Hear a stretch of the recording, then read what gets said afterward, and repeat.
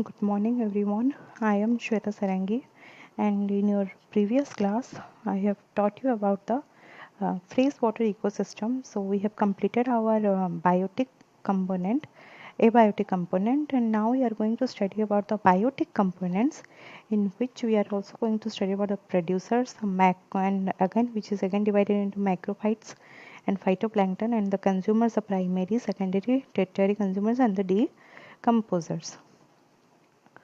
Okay. So first, first of all, biotic components includes producers, consumers, and decomposers. The producer, these are the autotrophic green plants and bacteria. They fix radiant energy and with the help of minerals from water and mud from complex organic substances like carbohydrates, proteins, and lipids. Producers are of the following types. First one is macrophytes and second one is your phytoplankton. So, microphytes.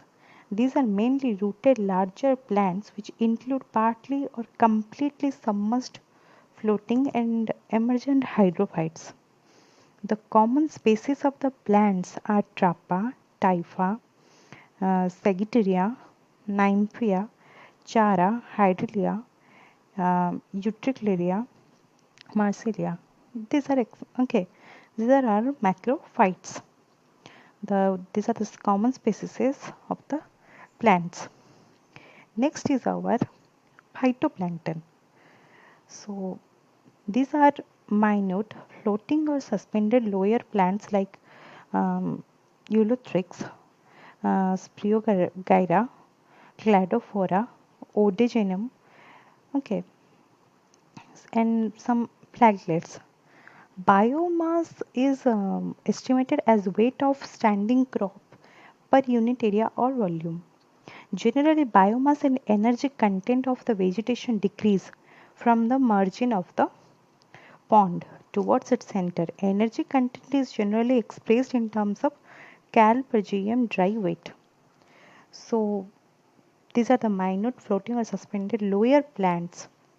Okay, next is our consumers.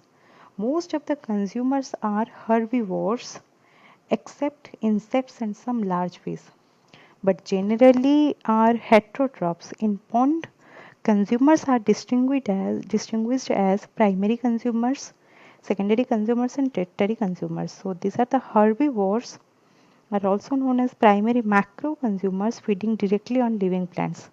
They may be large or in small size. They are further differentiated as benthos and zooplankton. Okay, next is our secondary consumer. These are the carnivores like insects and fish, which feed on primary consumers or herbivores like zooplanktons labeled as zooplankton. Next is tertiary consumers. These are some large fish which are feeding the smaller fish. Okay, in pond, fish may occupy more than one trophic levels. Okay. Next is decomposer.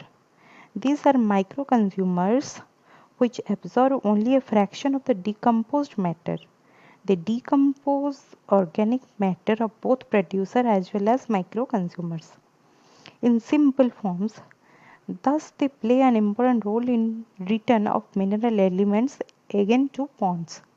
The bacteria, actinomyces, and fungi species Caldosporium, Pythium, Penicillium, Sarsinella, etc. are most common decomposers in water and mud of the pond.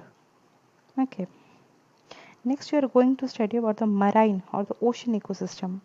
So, the marine environment of seas and ocean is large, occupying 70% of the Earth's surface. The volume of the surface area of marine environment lighted by sun is small in comparison to the total volume of water involved. All the seas are interconnected by currents, dominated by waves, influenced by tides, and characterized by saline water.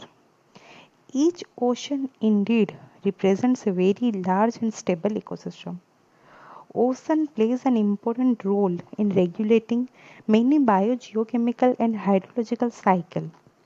thereby regulating the Earth's climate. They have some major life zones, that is coastal, ephotic, bathyal and abyssal zones. So the biotic components of an ocean ecosystem are producer, consumer.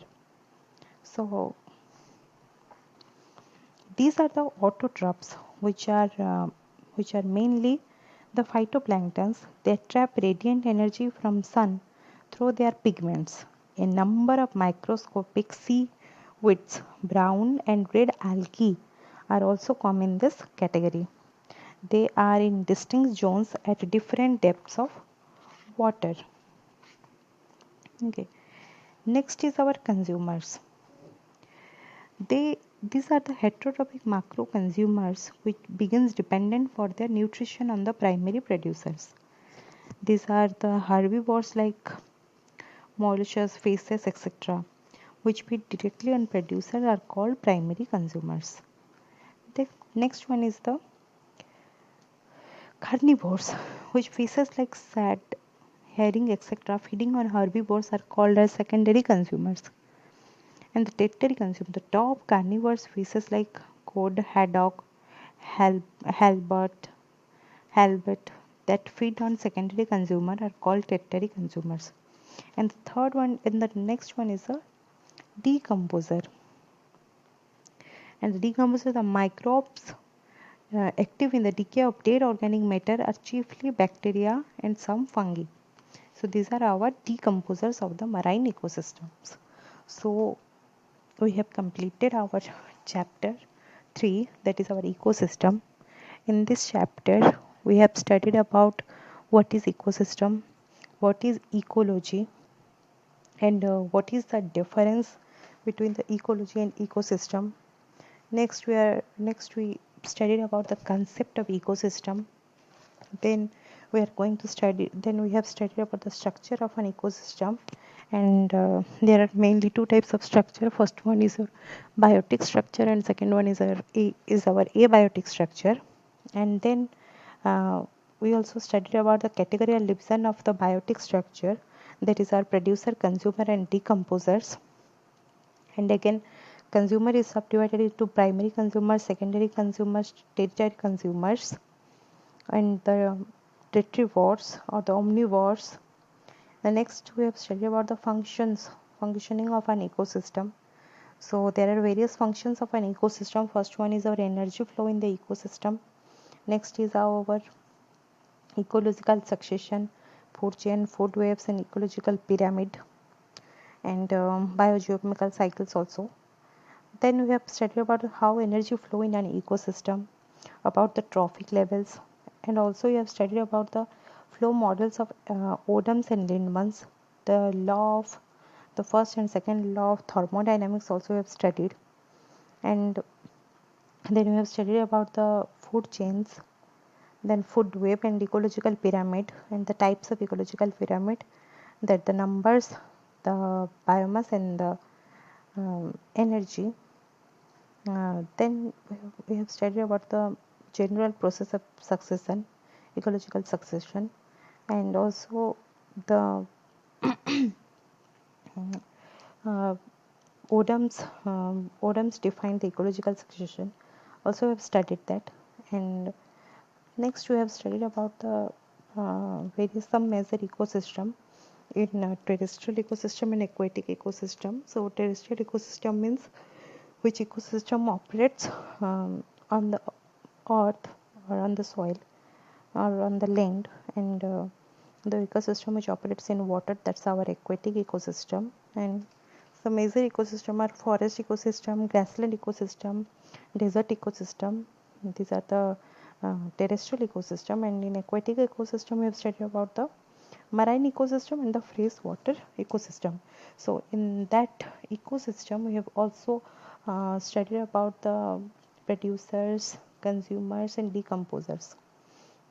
So from this chapter we have learned that uh, uh, we have a relationship between the biotic and abiotic component, and we are maintaining that. And the study of, and if we are going to study the interaction between these two, that's our ecology, and how energy flows, how the producers make food for us, and we are only the producers can make the food using the by utilizing the sunlight and the nutrition from the soil mass by the photosynthesis process, and we are the consumers which we are directly dependent on the producers. And there is also ecological mineral cycle, that first one is producer, then it comes to the consumer, then decomposer, again it comes to the producer. Okay, so in the next class we are going to study about the biodiversity, which is our chapter number 4. Okay, so what do you mean by biodiversity? Biodiversity is nothing but the variety of life in earth is called as our biodiversity. Thank you.